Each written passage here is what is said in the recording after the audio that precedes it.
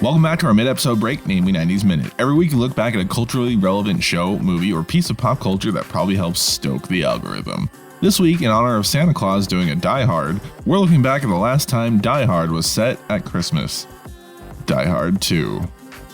Die Hard 2, sometimes referred to as Die Harder due to that tagline being bigger than the actual title of the movie on its posters, is a 1990 action thriller starring the Fifth Element as John McClane, the wife from the first Die Hard as his wife, McGarrett's dad in the Hawaii Five-0 reboot as the villain, the first victim in Christine as the airport's chief engineer, Walter Peck from Ghostbusters is basically the same character / the wife's co-worker from the first movie, the original Django as the corrupt foreign military leader Esperanza, the dad from Good Times as Major Grant, who you think is good but isn't, Detective Sipowicz from NYPD Blue as the airport police chief, future Senator Fred Thompson as the air traffic director, and Carl Winslow from Family Matters as his cop character from the first movie in a very weak cameo. The story begins 2 Christmas Eves after the first movie as Sixth Sense arrives at Dulles International Airport to pick up his wife. While he waits, he notices some men sneaking around the airport. This was before the TSA stopped you from just walking up to the gates without a boarding pass, and tries to tell people about the suspicious characters. Turns out they're disgraced ex-military trying to free an incoming foreign prisoner / former corrupt military leader they like. The terrorists, yes, we've been over this, white militants from our own country can still be considered terrorists, take over a church on the outskirts of the airport and take control of the lights on the runway and disable communication with all the incoming planes, so their favorite dictator's plane can land and they can rescue him. Worried about his wife, Unbreakable tries to stop them but fails, only to get double-crossed by a US Special Forces team that was in league with the terrorists. And as the 747 that is trying to escape with the terrorists is taking off, Armageddon rips a hole in the fuel line and tosses a lighter on the trail of gasoline, which catches up to the plane taking off and it explodes.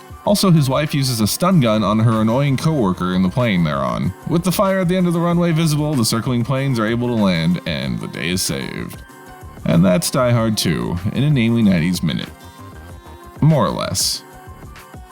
Thanks for watching and join us again next Tuesday for another Namely 90s Minute.